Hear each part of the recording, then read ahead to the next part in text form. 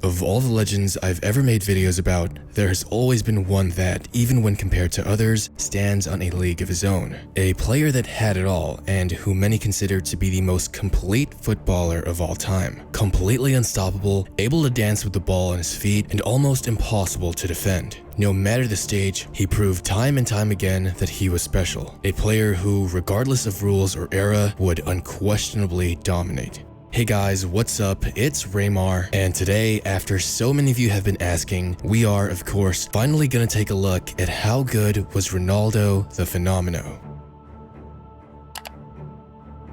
Ronaldo was born to be the perfect footballer. From the very beginning, as early as he can remember, he would be groomed by the streets of Rio de Janeiro his entire childhood. Ronaldo was so passionate about football that his mother, Sonia, would recall his childhood days saying, "I always found him on the streets, playing with his friends when he should have been in school." When he was 11 years old, Ronaldo's parents would go through a divorce, which would lead Ronaldo to drop out of school completely. As you can imagine, for an 11-year-old, it's pretty tough to go through that. Football would be Ronaldo's go-to, his escape, and his saving grace no matter the circumstance. This dedication and passion for the game made him blessed by the football gods. The football loved him just as much as he loved the game. At the age of 12, Ronaldo would join a local indoor futsal team called Social Ramos and go on to score 166 goals on his first season, which included a time where he scored a mind-blowing 11 out of his team's 12 total goals in a single match. Like, just imagine how the players on the other team must have felt watching that. To be honest, I probably would have left after that 10th goal. Ronaldo would say that because he grew up playing on the streets, futsal was his first love when it came to the game. It's where he said he learned to be able to control the ball and move in the tightest of spaces, along with learning to have an incredibly soft touch, after playing in narrow alleyways with uneven paving his entire childhood, forcing him to master his control of the ball. The young Ronaldo would eventually be spotted by Brazilian legend Jairzinho, who, if you didn't know, led his country in scoring in the 1970 World Cup, even though he had Pelé as a teammate, which can only attest to his ability. When Jairzinho saw the young Ronaldo, he saw a player with incredible potential, a kid who just seemed different from all the others. So naturally, he knew that he had to have the young Ronaldo on his team. Jairzinho would quickly recognize the pure talent and skill that the young child prodigy Ronaldo had, and recommended that the 16-year-old should join his former club, Cruzeiro. However, Ronaldo had always wanted to play for Flamengo, a Brazilian team he supported ever since he was a child, and also a club where Brazilian legends like Zizinho once played. However, Flamengo never decided to wait and give Ronaldo a chance. Jairzinho would push Ronaldo to play for Cruzeiro anyways, and speak to the club with a personal recommendation to eventually get him signed. This would finally take us to Ronaldo's senior career. At the incredibly young age of only 16, Ronaldo would make his professional debut for Cruzeiro. I mean, when I was 16, I was still playing Pokemon on my Nintendo DS. Could you just imagine being that young and playing against fully grown men? It would take Ronaldo only a few months to gain national attention, when he would score 5 goals in a single game, shocking even established footballers from his own country. Former Brazilian captain and legend Cafu recalls seeing Ronaldo play for the first time, saying, "He was still a kid. It was in a game where he ended up scoring 5 goals. From that point on, he showed that he was truly a phenomenon." By this point, Flamengo realized just how big of a mistake they made by not giving Ronaldo a chance, because in his 2 seasons for Cruzeiro, Ronaldo would score an amazing 44 goals in 47 games, an incredible goal-scoring ratio of 0.94 goals a game at the age of 16, helping his club, which was by no means a real contender, win the Brazilian Cup. Ronaldo, as a 17-year-old, was asked to join the Brazilian national team for their 1994 World Cup run. Brazil would go on to win that World Cup, in which Ronaldo did not play at all, or for that matter, wasn't really even needed. But the experience of his seniors and multiple legends on that team would help mentor him as much as they could, along with giving Ronaldo a taste at world victory. After the 1994 World Cup, Ronaldo would move to the Netherlands to play for PSV Eindhoven, after former Brazilian teammate and legend Romario, who won the 1994 World Player of the Year and 1994 World Cup Golden Boot and Golden Ball, would recommend Ronaldo to play for the club, as he himself had played for them. Ronaldo would continue continue his absolutely phenomenal play by scoring 35 goals in 36 appearances in his first season in the Eredivisie, an insane .97 goals per game ratio. In fact, after scoring a hat-trick in the UEFA Cup against Bayern Leverkusen, German World Cup winner Rudi Völler said, "Never in my life have I seen an 18-year-old play this way." Ronaldo was so skilled at dribbling the ball, it was like it was glued to his feet, with some even saying that it seemed like he was even faster dribbling the ball than running without it.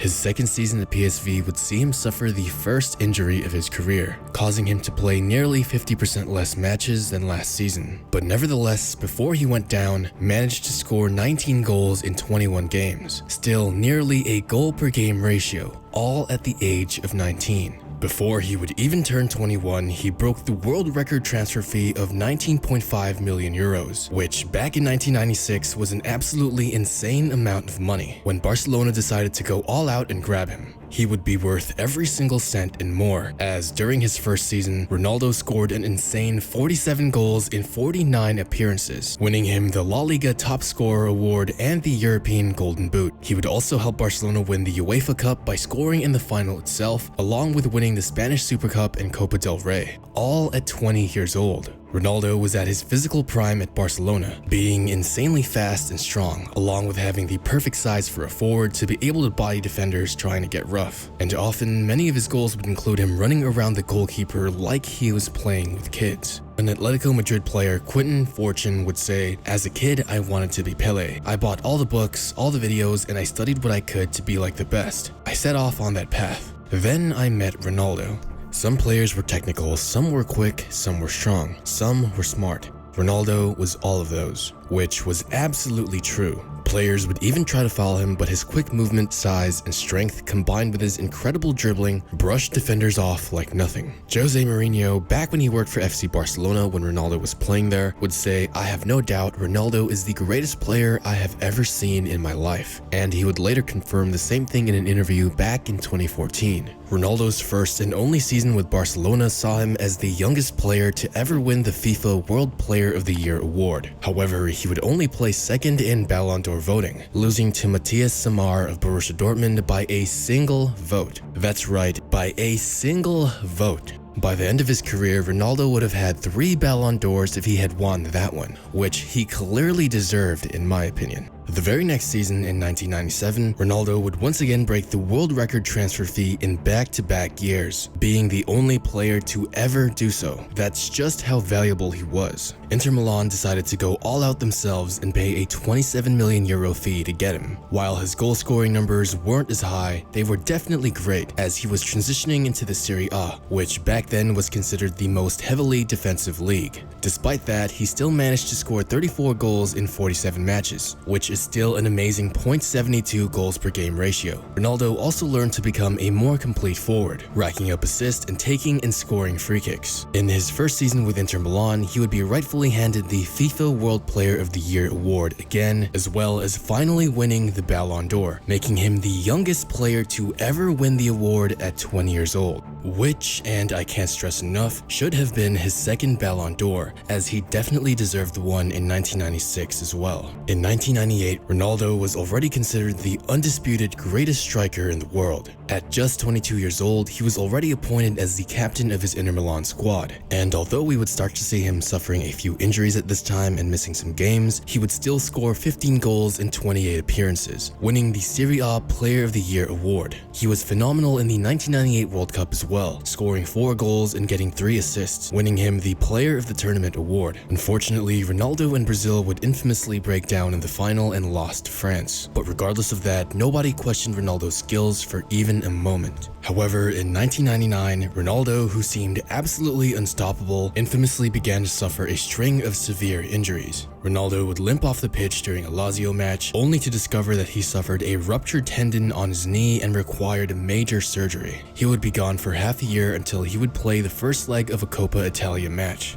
As history would have it, it was way too early for Inter Milan to let him play, as after only 6 minutes, he collapsed on the floor and the world would learn that he suffered a complete rupture of his kneecap tendons. It was so impactful that opposing players like Diego Simeone even went up to him to help the young star. Like I said, Ronaldo was never a player that people hated, so even for opposing players, it was just sad to see. Ronaldo would miss the entirety of the 2000-2001 season and about 80% of the 2001-2002 season. Many people thought that after all the surgeries and irreplaceable damage to his knees, Ronaldo would never be the same, that he would lose his touch, skill, and eye for goal. However, the 2002 World Cup would shock the entire world and forever establish his name as the phenomenon. Prior to the World Cup, Brazil was doing horrendous and to many were lucky to even qualify for the tournament. But with Ronaldo playing, it was a different story. He would lead his country to the 2002 World Cup trophy, scoring in every match except in the quarterfinal against England, ultimately ending with 8 goals and winning the tournament's Golden Boot.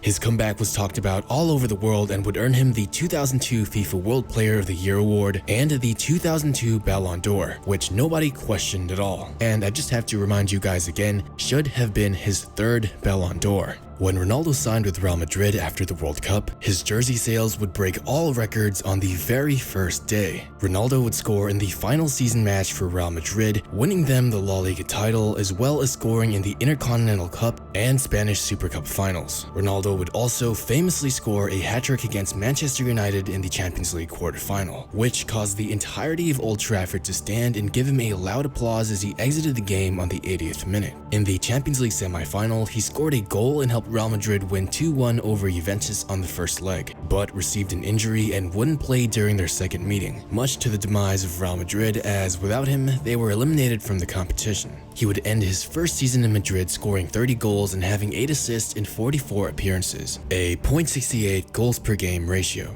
The next season, Ronaldo was visibly different. He seemed like he gained a lot of weight compared to his physical peak prior to the injuries that destroyed his knees. However, not too many people took too much attention to it at the time, as he was still doing what he did best, scoring beautiful goals. Real Madrid were actually on track to win a treble in Ronaldo's second season, but injuries again prevented him from reaching further accomplishments. He would miss the Copa del Rey final, which they would lose, and also get eliminated in the Champions League quarterfinal without him. This was also the season he scored that iconic 15-second goal. Ronaldo would still manage 31 goals and 13 assists in 48 matches, a .65 goals per game ratio, which was still impressive considering all the stars Madrid had during their Galacticos era that individually could all find their own ways of getting the ball in the back of the net. Within the next few seasons at Real Madrid, Ronaldo's performances would gradually decrease over the years, scoring less and less while also noticeably losing pace and gaining a lot of weight. In fact, during his 2 final seasons of Real Madrid, he would only play a total of 40 matches, which is less than he played on his 3rd season alone. Although even with this, it by no means meant that he performed poorly for Madrid at all, maintaining above a .50 goals per game ratio up until his final season, where he managed to make only 15 appearances. Unfortunately, Madrid fans could see the end of the road for Ronaldo at the Bernabeu. His final years at Real Madrid were plagued with injuries, fitness issues, and substantial weight gain.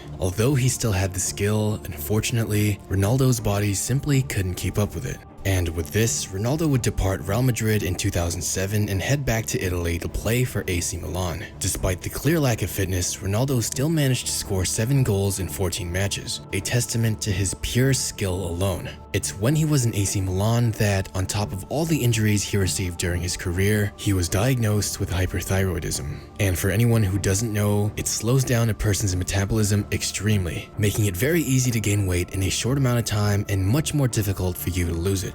This condition was diagnosed in 2007, but, as many expect, could have been present with Ronaldo ever since 2003. After his World Cup winning year, Ronaldo's second season for AC Milan saw him playing less than 300 minutes, which for anyone who witnessed him in his prime was truly a saddening sight, as during a match he would once again suffer a horrifying knee injury that required him to get wheeled off directly to the hospital, where he wouldn't play football for several months once again. Ronaldo would finally go back to Brazil to play the last few years of his career. In 2009, if you were to look at Ronaldo and didn't know any better, you would think that he was already retired, as his weight gain was even more severe. Nonetheless, in his 3 seasons with Brazilian side Corinthians, he managed to help them win the Brazilian Cup in 2009. Although clearly a shadow of what he was before, Ronaldo was still loved by the people to no end. Every single game he scored in sent fans absolutely wild with happiness at just seeing their idol score once more. In fact, in his first season, he scored 8 goals in 9 matches, matches, rallying the citizens to request the Brazilian national team to call him up just one more time, for old time's sake. That's just how much the people of Brazil respected and loved him.